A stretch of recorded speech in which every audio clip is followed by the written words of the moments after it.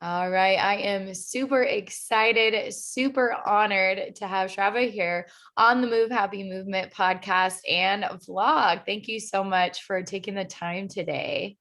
Thank you so much for having me. I'm so excited. Absolutely. And for those that have been listening to the show for a while, I always like to share how I connect with people. We really can connect with anybody anywhere if we're open to, building relationships. And we actually met on an airplane when I was moving across the country to Nashville at the time. And you were on your way to a conference. So that's how we met. Mhm. Most of my people that I meet are like on social media, but we actually met in person. So that was back in, was that 2018, I I think? think so. 2018, like April. Yeah. So Yeah. it's been a minute and we've stayed in touch. We connected on social media to kind of stay in touch and just excited to see your growth and your journey. I was so impressed, that you were presenting at a conference as an undergraduate at that time. And you've since, spread your wings and are on to bigger and better things. So with that in mind, those that don't know who you are, don't know your background, let's talk a little bit about your origin story. What got you to that place before the airplane? Before the airplane. Well, it started probably in high school. I think high school was my first exposure to global health. So the conference, some background, Mhm, was a global health conference at Yale University, where I got to present my research on a low-cost reusable ostomy bag, mhm,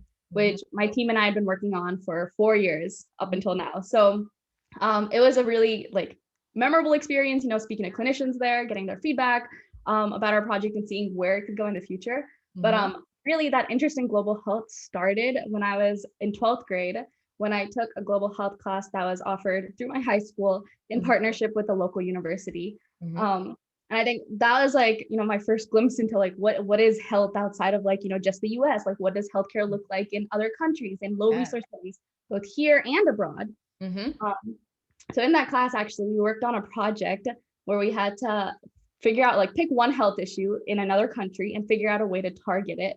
So I picked tuberculosis in New Delhi because I have family in India. And I Mhm. was like, let's figure out. I mean, TB is such a huge issue, particularly because people don't take their medications on time, and you get drug-resistant TB and all that. So I was Mhm. like, let's figure out a way to do this. And my intervention was basically coming up with a mobile app that would notify the users. Now, this is all just an idea, it wasn't implemented in any way, but it Mhm. was coming up with that idea and Yeah. thinking about how can we implement this? How can we get community health workers there who are actually doing this? All of that, immersing yourself in the community and the culture to gain acceptance. And just thinking about all that was so interesting to me. So I realized that I wanted to actually innovate and I wanted to actually design these interventions rather than just reading about them in the textbook. Mhm. So that was what actually got me into Rice University. And, that I think Rice has a very unique program. I'm part of the Rice 360 Institute for Global Health. And this program is unique because, normally global health programs will just emphasize reading about these issues in the textbook, but they don't really think about how to address these. And with the Rice 360 Institute, we're thinking about how can we use innovation or technologies, Yeah. really low cost things, right? Mhm. Because a lot of these problems don't take that much money to design an innovation for. Mhm. um, so our main goal is just designing something as low cost as possible. So reading about these issues and now being able to target them through innovation has been just such a big dream come true for me. So started this project on a low cost reusable ostomy bag my freshman year at Rice, and then worked on it up until the end of my senior year, and then I'm now working on it full time as a global health and innovation fellow before I jump into medical school. That is so exciting. And I think that's really neat too that you had your first kind of experience exposure in high school and really set the bar pretty high, as far as like designing an app, notifications. Like, I think that's way above my pay grade. And I love that it's so different, but yet still so related, in the medical space, mental health space.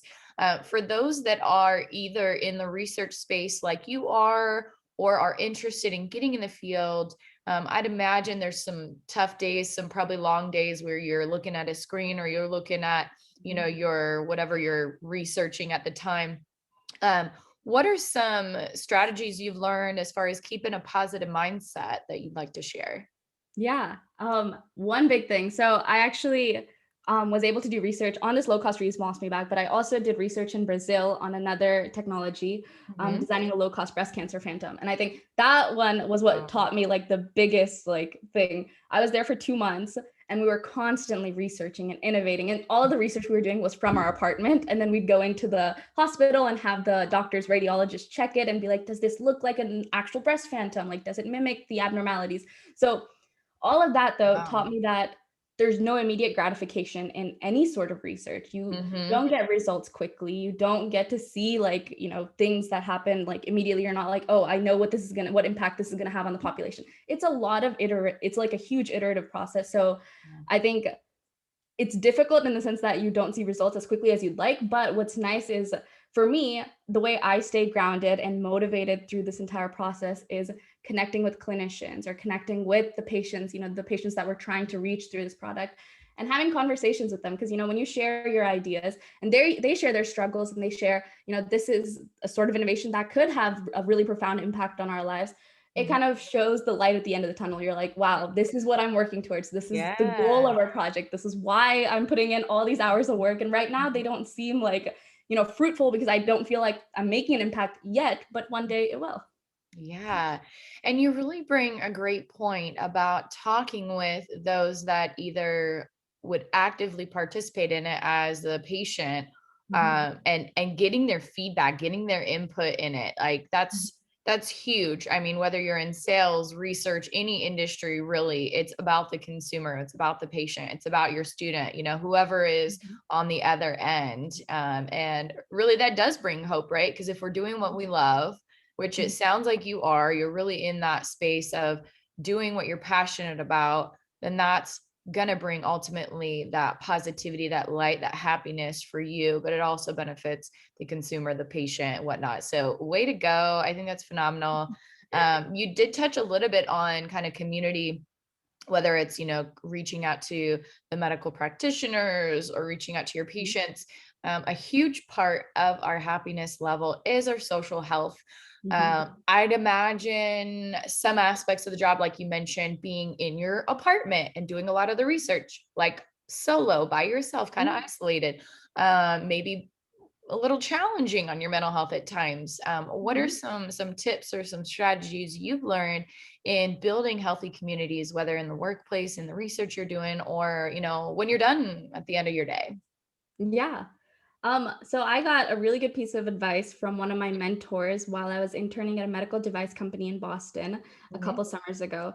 And he said, the best thing to do is just network. Like put yourself out there as much as you can, whether that be Mhm. on LinkedIn or just cold emailing or messaging people. I mean, Yeah. like, what's the worst thing that could happen? Someone says no, that they don't have like availability to mentor you, but like, that's okay. Like, you move Yeah. on and you try another person, right? I Yeah. think we underestimate how many people are genuinely interested in mentoring other people. And I think the only way you'll find out is by putting yourself out there. So my mentor told me to just cold email or message people on LinkedIn that were in paths that I possibly wanted to pursue, or like Yeah. we're kind of combining engineering and medicine, which is what I want to do in the future. Mhm. So I just started reaching out and I got in touch with so many amazing people that have been like incredible mentors. Like I just chat with them on LinkedIn and they're like, oh, maybe you should try this instead, or let's go down this path, or like, let's have a conversation over a cup of coffee. It's just Yeah. amazing how many people care. And I wouldn't have known that if I hadn't just put myself out there. So I think networking is huge. Mhm. Another way, I mean, like I think that's the easiest thing to do right now during the pandemic because you can't Mhm. meet people face to face. So just reach Mhm. out over LinkedIn or cold email people. But put like pre-pandemic, I was able to meet people at conferences and Mhm. always would connect with them on LinkedIn. You and Yeah. I think we're huge on LinkedIn. Like Yes. LinkedIn is the place to go. Yes, it is. But yeah, I think finding good mentors is so important. Like, people that believe in you and genuinely want to see you succeed, because they are going to be your biggest supporters on the sidelines. But Yeah. during the pandemic, I think it's been a little difficult. So my fellowship has been entirely remote. So the rest of my team is in Houston. I'm in Seattle, Mhm. 2,000 miles away, doing my research from my garage and everything. Oh, yeah. So it's been difficult, but I think the community has been so welcoming that it's been nice to we've had a couple of other new team members who've also joined during this time. So, Mhm. connecting with them, just Yeah. I've gotten phone numbers, we text back and forth every day. It's just like that you putting yourself out there as much as possible, even though sometimes it'll be a little nerve wracking to be like, making a friend like completely virtually, never having seen this person before. But yeah, I think just put yourself out there as much as possible. I think you said a lot of powerful things. I love the angle of the mentoring thing too, because I feel like when you're complimenting someone by saying, "I respect your professional expertise and I would love to learn from you," I feel like people are way more open to building a relationship, or at least starting and having that initial conversation Mhm. from that level of respect. So I think, good on you for that one. Mhm. And yeah, that sounds awesome that you guys are adding a couple new members Mhm. through the pandemic and whatnot. Sounds like things are going well, and Mhm. much success to the completion of the project. Any close dates as far as finalizing, or? So since I started this project back in January of 2017, it's come a long way. It was an idea on paper, and now it's like actually a product that I can keep putting in my hands. But That's we've been powerful. finishing up. I know it's like so rewarding to see how far it's come, but it's also like I'll be leaving the project, so it's a little sad. Yeah. Um, but handing it off to someone who is more than qualified to take it on to the next level. But been doing some usability testing. I don't know when it'll be done. I don't know when it'll be in the market. I think there's just still a lot more testing to do. We have to actually test on ostomy patients because that is our priority population. We want to make Yep. sure it's the best possible for them. Mhm. But hopefully in the future, it's totally necessary. People don't realize how big of an issue it is. So hopefully can get it in the hands of the people that need it most soon. How exciting. Well, definitely keep me posted on that. And then, you talked a little bit about mindset, community. Those are our first two pillars of Move Happy. Our third one is about movement. Mhm. So whether you're during your work day or outside of your work hours, exercise and fitness and movement are super important to our happiness levels. Mhm. With that in mind, what are some of your favorite ways to move your body that maybe don't cost a lot? Yeah, such a good question because pre-pandemic, I'd be able to go to the gym and I had that structure in my routine. But once the pandemic hit, it was so difficult to stay motivated to Mm. move or work out. Yeah. Um, One thing that helped me was just getting fresh air. Like I go for walks probably like 2 or 3 times a day with my family. I'm That's actually awesome. back with family right now, so it's been nice to spend time with them. And the way we rejuvenate in between all our Zoom calls and everything is Yeah. just stepping outside, taking a 10-minute walk because it's so nice finally in Seattle. So we can finally enjoy the sun. But I think going for a walk is the biggest thing, getting some fresh air. Mhm. Whatever works for you. I think it's important to recognize that everyone's going to have a different way of like movement, whether that Yeah. be like playing outside with your dog, playing frisbee Mhm. for a little bit, or just sitting on the swing. I think figure out what makes you happy. Like Mhm. you're saying, everyone's going to be different. But I bought a set of weights early on in the pandemic because I can't just do cardio because I Yeah. sweat too much. So I bought a set of weights and I did a lot of Chloe Ting. If you've heard of Caroline Gervin, she Mhm. does amazing like weightlifting exercises on YouTube. Did a lot of those. I think it's nice because there's just so many fitness YouTubers out there that Mhm. have videos for completely free. So following their Yeah. workouts has helped me, but the gym's finally open, so I'm going back. Woo, that's awesome. I love that. Yeah, I definitely have been doing some weight training myself as of Mhm. late. So it's super important, especially for women. Osteoporosis is pretty much inevitable by the time we get probably to our 70s or 80s. So if we can delay that a little bit longer, even more Mhm. powerful. Exactly. So you're sharing a lot of good value. You've got a lot of background in the research space, medical space. What are you really excited about right now that you'd like to talk about, or how can we support you? What's going on? Yeah. I highly recommend supporting any organization or group that does work on, innovating for low resource settings or just supporting low resource settings. I think, Mhm. and that doesn't have to be lower middle income countries. It could be low resource settings in the US as well, just because there are a lot of rural areas that Yeah. are in need of help. So Yeah. I think figuring out how to reach out best to them, supporting the Rice 360 Institute for Global Health. My project was fully supported by a donor. So it wouldn't be like my work would not have been possible without them. So supporting projects like ours. But kind of unrelated to my situation, I have family in India, and the situation in India right now is just horrible because of Yeah. COVID and really difficult. So, if possible, donating to organizations or campaigns that are, being able to like contribute during this difficult time. But Give India is a really great place to donate. Giving India. Okay.